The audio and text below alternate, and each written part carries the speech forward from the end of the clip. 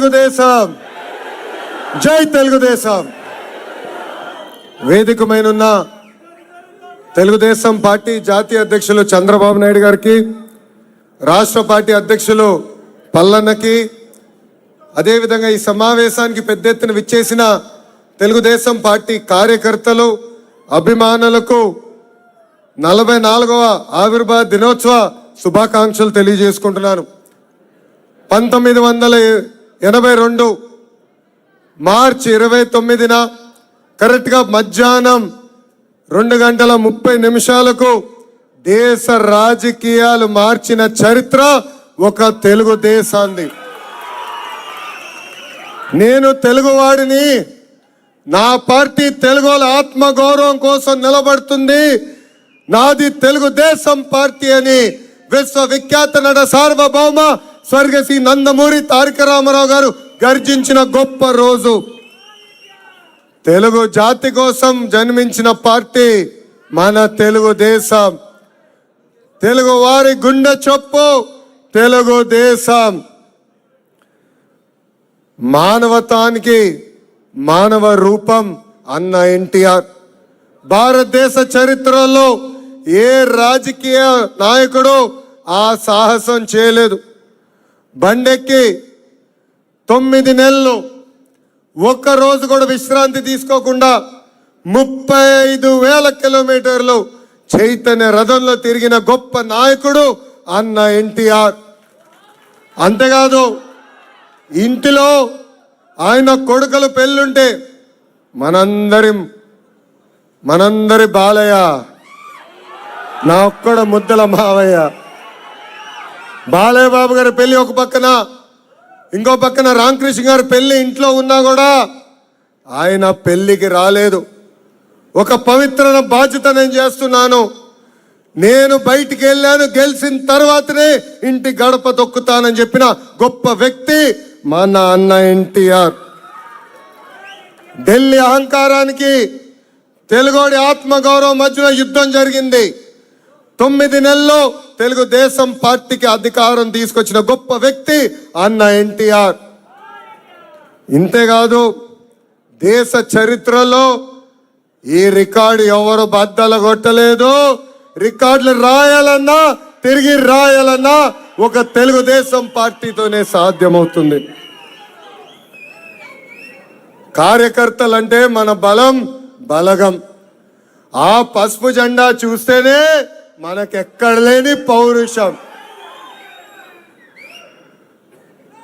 ప్రత్యర్థులు దాడి చేస్తుంటే ఏకంగా నామినేషన్ పత్రాలు లాక్కునడానికి ప్రయత్నిస్తే తొడగొట్టి మీసాలు తిప్పిన అంజిరెడ్డి తాతనే మనందరికి ఒక దమ్ము.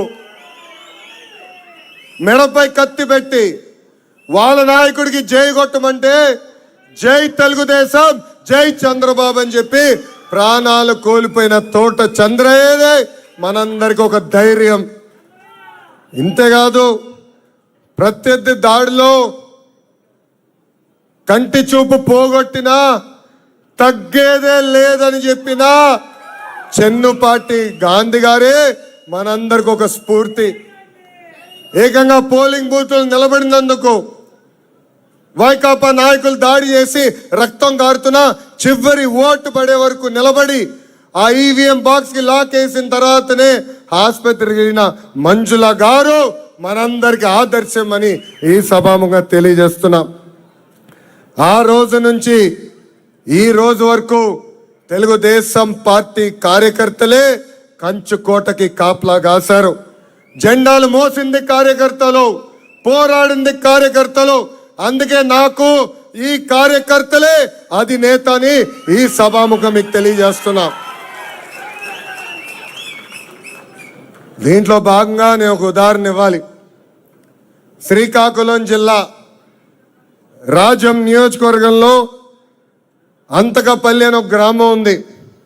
ఆ గ్రామంలో ఒక పెద్ద ఆయన ఉన్నాడు. చిన్న పిల్లల దగ్గర నుంచి పెద్దవారి వరకు ఆయన్ని తెలుగుదేశం అని పిలుస్తారు. ఏమని? తెలుగుదేశం అని పిలుస్తాడు. ఆ పెద్దయిన పేరు ఎవరికి తెలీదు. ఆ పెద్దయిన కూడా తెలుగుదేశం అంటేనే ఆయన పలుకుతాడు. నిజంగానే అది చూసిన తర్వాత, నేను తెలుసుకున్న తర్వాత నా పైన ఎంత బాధ్యత పెరిగిందని నేను మీ అందరికీ తెలియజేస్తున్నా. దేశానికి సంక్షేమం పరిచయం చేసిన గొప్ప వ్యక్తి అన్న ఎన్టీఆర్.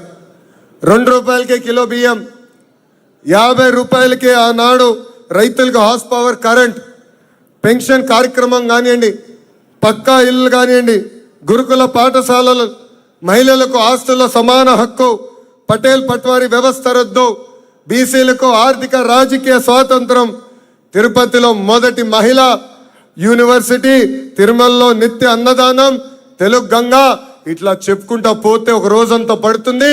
అలాంటి అద్భుతమైన సంక్షేమ కార్యక్రమాలు కేవలం 7 సంవత్సరాల్లోనే అన్న ఎన్టీఆర్ మనకు అర్పించారు. ఇంతేకాదు, దేశానికి అభివృద్ధి చూపించిన బ్రాండ్ మన సిబిఎన్. ప్రజల వద్దకు పాలన, విద్యా ఉద్యోగాల్లో మహిళలకు 33.33% రిజర్వేషన్, మహిళల కోసం దీపం పథకం, డ్వాక్రా, రైతు బజార్, పట్టిసీమ, అప్పుడు ఐటీ అంటే ఇప్పుడు క్వాంటమ్, అప్పుడు సైబరాబాద్ అంటే ఇప్పుడు అమరావతి. వయసు 75 అయినా స్పీడు 25 సంవత్సరాలు కుర్రోడు. ఆయన రికార్డులు బద్దలు కొట్టే వ్యక్తి ఇంకా పుట్టలేదు, పుట్టడు. అది మన సిబిఎన్.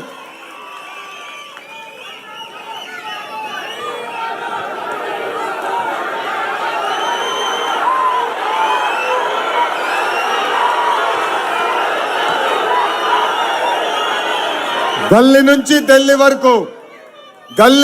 ఢిల్లీ వరకు పసుపు జెండా పవర్ ఏంటో మనం చూపించాం. ఎక్కడ చూసినా సైకిల్ బ్రాండ్ కనపడుతుంది. National front, United front, India లాంటి అలయన్స్ లో కీలక పాత్ర వహించింది తెలుగుదేశం పార్టీ. అంతేకాదు, రాష్ట్రపతిగా అబ్దుల్ కలాం గారిని ప్రతిపాదించింది మన సిబిఎన్. పార్లమెంట్ కి తొలి దళిత స్పీకర్ గా బాలయోగి గారిని కూడా నియమించింది మన సిబిఎన్. అంతెందుకు, అంబేద్కర్ గారికి భారత రత్న రాతలో కీలకమైన పాత్ర వహించింది అన్న ఎన్టీఆర్.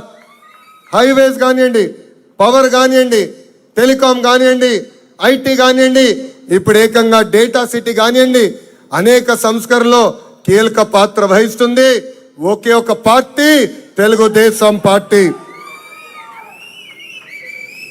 తెలుగుదేశం పార్టీ లేకుండా చేస్తా అన్నారు కొంతమంది, ఇప్పుడు వాళ్ళే అడ్రస్ లేకుండా పోయారు.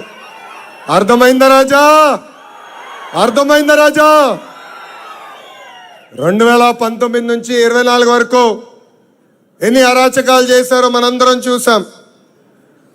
79 మంది కార్యకర్తలు, నాయకుల్ని ఆనాటి పాలకులు చంపేస్తాం కూడా జరిగింది. తోత చంద్రాయిని చంపేస్తే పాడి మోసింది మన సిబిఎన్. ఆ కుటుంబానికి ఈరోజు ప్రభుత్వ ఉద్యోగం కూడా ఇచ్చింది మన సిబిఎన్. కొన్ని రాజకీయ పార్టీలు వాళ్ళ స్వార్థం కోసం కార్యకర్తల చేత కత్తి బట్టిస్తారు. కానీ మన సిబిఎన్ కార్యకర్తల పిల్లలకి పుస్తకాలతో పట్టించారు. ఫ్యాక్షన్ దాడిలో మన కార్యకర్తలు చనిపోతే ఆ పిల్లల్ని స్వయంగా దత్తకు తీసుకుని చదివించి ప్రయోజకులుగా మార్చింది మన సిబిఎన్. నేను ఆ పిల్లల్ని పాదయాత్రలో కలిసా. ఒకరు డెలాయిట్, ఒకరు గూగుల్, అంతర్జాతీయ సంస్థల్లో వాళ్ళు పనిచేస్తాం కూడా జరుగుతుంది. కార్యకర్తలపైన, నేతలపైన కేసులు పెట్టారు.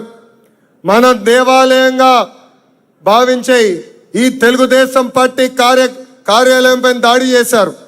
మన సిబిఎన్ ఇంటిపై దాడి చేశారు.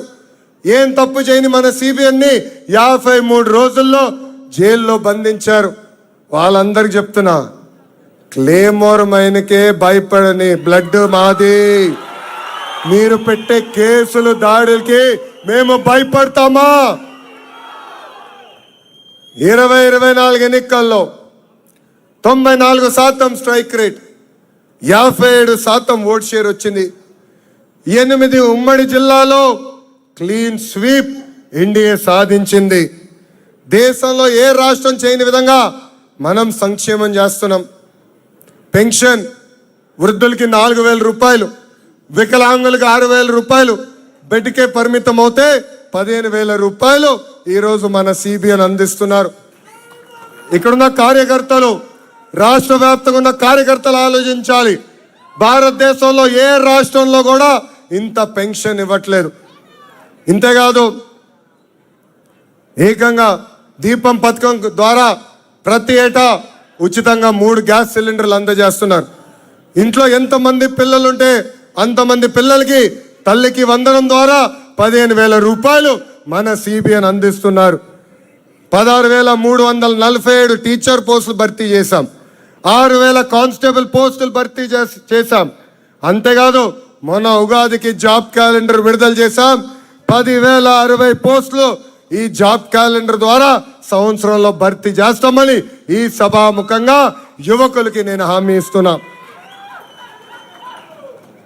నేను బయట ఎంత పోరాడుతున్నానో పార్టీ లోపల కూడా అంతే పోరాడుతున్నా. సంస్కరణ కోసం మనందరం కలిసికట్టుగా పోరాడాలి. కష్టపడుతున్న కార్యకర్తలు మనం గుర్తించాలి. ఆ పవిత్రమైన బాధ్యత నా పైన కూడా ఉంది. కష్టపడిన కార్యకర్తను గ్రామ స్థాయి నుంచి పాలిట్ బ్యూరో స్థాయి వరకు తీసుకెళ్లాల్సిన బాధ్యత మన పార్టీ పైన ఉంది.